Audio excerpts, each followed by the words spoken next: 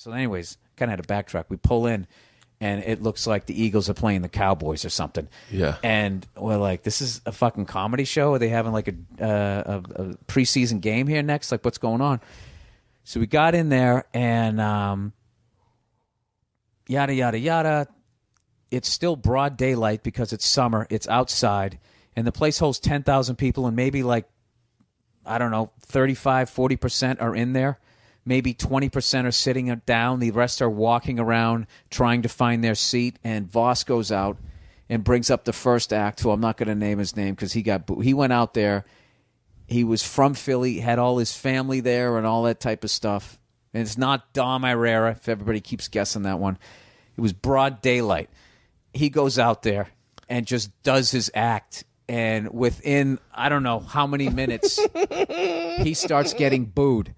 And, dude, everybody backstage is just going like, oh, God, in their own way going, it's going to be one of these, right? And I'm looking at the list. How far down the list am I? This is how it's starting. So he goes out there, and, like, by the end of his act, it was this core group of people that started booing him, and then it got a little bit bigger. So there was probably like maybe like 1,000 people just chanting, asshole, asshole. And this guy was so deer in the headlights, he just ends his act with, like, as they're chanting asshole, he just goes, thanks a lot, you guys have been great, good night, right? And gets off stage. Had an absolutely stunned look on his face, and I went up to him to try to console him, and I was kind of doing that, dude, while kind of laughing because he had this stun, like, what the fuck was that? So then Voss goes out, and he starts doing time. And you got to understand, Voss is doing time in front of a crowd that's sort of going in. I don't know why we started it. Maybe it was one of those things you had to be out of the venue by a certain amount of time. Yeah. These people were getting fucked up, and they were still throwing footballs around, and we're walking into the stadium. And Voss starts trying to do his shit, which was impossible, dude. Yeah. It was like this bright sun. It was ridiculous. So they start turning on him, and he goes, you know, watch your mouths or I'll bring so-and-so back. And he shit on the first guy. And to me, he just turned the keys over to the crowd where they do the Caesar thumbs up, thumbs down, which is the vibe Voss likes and the vibe I don't like, right? So, dude, the lineup was insane. Like, Tracy Morgan, Patrice O'Neal, Ralphie May, I think Bob Saget, Robert Kelly, Dom Irrera, myself, Opie and Anthony, and Jim Norton closing. Yeah. So, people, I don't know. Like, I knew something was fucked up when Tracy Morgan went out, and he was supposed to do 15 to 20, and he pulled up at about 7 minutes, 50 seconds in the middle of a bit, just stopped and went, thank you, good night, God bless, and just put the thing down. And you know that deal, dude. You do those uptown rooms, they boo in those, and you go into the black rooms enough, you can feel a boo coming. Yeah. And he was just looking around. It's like he saw the ocean go out, and he went, "Oh, there's a tsunami coming, guys." Smartest fucking dude of the night. He looked at this bunch of crazy drunk white people. They're not going to remember if I did 7 minutes or 17. Yeah. God bless. I'm out. Put down the mic and fucking walked off. And then Ralphie did his thing. Patrice did his thing. Bob said, I think Patrice closed out the first half, and then they had a break. And at this point, now the sun's gone down. And now it starts to look like the Apocalypse Now, like bridge scene that you see on the YouTube video. And what happened? They showed a video in the middle. Their video in the middle during the intermission was some guy had an ear infection, and somehow he dribbled some of the stuff out of it, and then another listener drank it, and then somebody who was watching it threw up in a barrel. So that was the let's all go to the lobby moment of that show. So then the second half started. Bobby went out and killed. Had a great, because one of the big myths is that everyone was bombing. They weren't. Patrice killed. Ralphie killed. Tracy went on early. Tracy, the sun was going down, so he was the smartest guy. He was doing fine, but it was starting to be like, all right, already, like that. You just, there's no way to. You had people sitting on grass. There was lawn seats. Yeah. In broad daylight watching stand-up comedy, and you're this fucking big, and then there's and they're hammered. It was an impossible situation. So Bobby came out to start the second half, and he killed. And then Dom went out, and Dom fucking A-level material, standing there delivering it, and about three-quarters through his set, the boo bird started coming back. Now, nobody has booed since the first guy, so let's end that whole myth. And the first guy went on around 7. This is now around 9:45 at night, which is always great. You know, let's do a 3.5 hour comedy show outside of a drunk people. What could go wrong? During the change of day to night. Oh, yeah. It's So, Dom, about three-quarters through his set, the Boo Bird started, and he just stood there, like, eloquently. And he just said, he goes, I'm not leaving. He goes, what? Why would you think I would ever leave? And it was just almost like philosophical, and they were kind of like, oh, yeah, what were we thinking? And they kind of stopped. And then he ended his set, and he ended it on a good note. And at that point, I was annoyed. I was just annoyed because I was sitting there going like, this is one of the greatest comedy lineups that I've been, as far as up-and-coming guys that I've been around. Yeah. And these fucking people are treating everybody like shit. And, and I'm a defensive fucking angry dude anyway, so it was just kind of the perfect storm. So I walked out there not even nervous. I was like, these guys don't even deserve a show. Fuck this. What the fuck am I even doing on this tour? So basically, I did the reverse of you praying.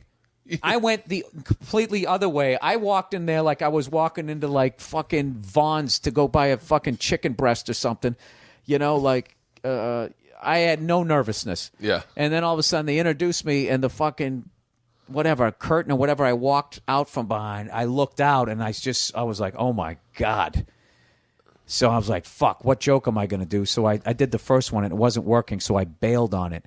And then I did this next joke, which I didn't realize they were playing as the radio promo, so everyone had already heard it. I don't know what, dude. I didn't want to do the show at that point. So really them booing to the level that they did was my fault. Like I wasn't a professional. What I should have done was I should have kept my head in the game to survive it. So I came out and threw gas on a fire that was already going, and I pulled up halfway through that second bit, and I said something like, oh, what, you guys aren't going to laugh at that? And then it was just this thunderous boo. And I just snapped because I didn't want to be there. Like, I just kept thinking the whole time backstage going, I didn't have to be here. Yeah. I could have been in a place in front of 150 people that wanted to hear my jokes. I would have made 10% of what I'm making tonight, and I would have been happy. Yeah. I don't fucking need... I've done this. I've been humiliated. I've had enough shit thrown at me. I'm 15 years into my fucking career. What was it? 06? 14 years into my goddamn career. Okay? I don't want to do this anymore. Okay? God. So that was the vibe that I came out with, which was a fucking stupid vibe to come out with. So whatever. So they booed me and I just snapped because I remember the time when I got booed. Another time, I didn't leave the stage, but afterwards, it just kept gnawing at me. The faces of people in the crowd, just thinking like, I let that guy boo me. Yeah. I let that fat guy boo me, and I didn't call him fat. Yeah. I let that dumb chick. I didn't call her a dumb chick. What the fuck is wrong with me? And I never made a point to say that. Well, the next time that happens, because who thinks it's going to happen again, or who thinks it's going to be fucking 100 times worse in a fucking stadium? Yeah. So. That's basically what happened, and I'm a big sports guy, and that's really what saved me. Because people go, "Oh, you turned the crowd around because they respected and blah blah." No, because what it was in Jersey, so it was close enough to D.C., it was close enough to New York, and it was in Jersey and Philly. So what you had was fans of the New York Giants, the New York Yankees, the fucking New Jersey Devils, the Washington Capitals, the Washington Redskins, and all of them are in the same division. And you're making fun of... They fucking hate the Eagles. They fucking hate the Flyers. They fucking hate the Mets fans hate the Phillies. Yeah. Giants, Redskins fans hate the Eagles. That's so fucking interesting. So that's what it is. So I started shitting on their teams, and I know my stuff when it comes to that stuff. And I just so happened that I was also in a city where they were having this championship drought. So it just became that's what it became. I can't remember what I started. I think I just started just saying mean shit about their moms and wishing AIDS on them and everything. But then once I got into the sports thing, that's when it took off. Like all that fuck the Liberty Bell and shit. I was just anything I could think of Philly at that point. But when I was doing the sports thing, and I've never watched it. I've seen clips, but I never really watched it. But like it was the sports thing that dragged. I mean, there might have been, and if there was people from like. Let me tell you about a story so true. We're showing me style and it's all so cool. It's about a garment torn and frayed, yet in its threads the story conveyed. Walking down the streets with holes in my teeth. These ripped things here, part of me you see. It ain't about the brand or the label it holds. It's about the journey, the stories it unfolds. In these ragged clothes I find my voice, a testament to resilience. My choice from the streets to the stage. I rock my style in my tattered shirt. I walk that mile.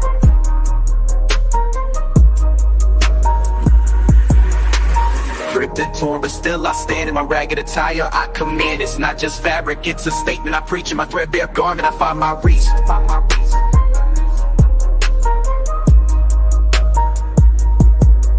From the barrio to the bar, I make my mark. In my worn out jeans, I leave a spark. They may call it rags, but I call it art. In every stitch and tear, I play my part. It's the struggle of the streets, the hustle so real. In my tattered jacket, I seal the deal. A symbol of defiance against the status quo. My passion, the pants, I let it show. It's not about the riches or the wealth I lack. In my faded hoodie, I stay on track. It's the heart of the hustle, the grind each day. In my worn out kicks, I find my way. Ripped and torn, but still I stand.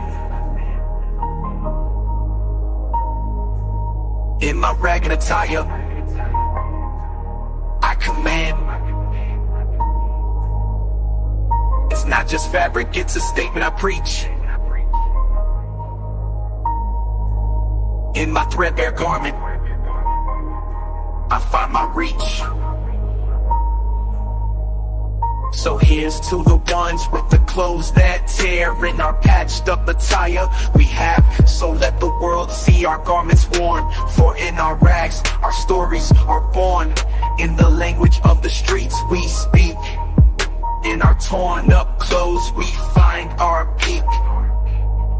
Fucking, Western Pennsylvania, Pittsburgh Flyers is one of the biggest rivalries ever. When I made fun of their slacks that they wore. Yeah. Well, called them a bunch of faggots back when you didn't get in trouble for saying stuff like that. Yeah. And there was nothing homophobic about it. It was just like, that's why I love that Louis C.K. joke when he talked about the word faggot. Like, I never associated that with homophobia. I just to me, that just meant you were a douchebag and I couldn't count on you. Yeah. Yeah. So, and it still kills me to this day that I forgot to bring up the 76ers. Really? I forgot to bring up the 76ers. And I instantly knew I was going to say something along the lines that the Philadelphia 76ers, all you have is Allen Iverson. And the rest of the team is just like this crowd, a bunch of nobodies going fucking nowhere, or just something along those lines. I mean, it was all the same thing.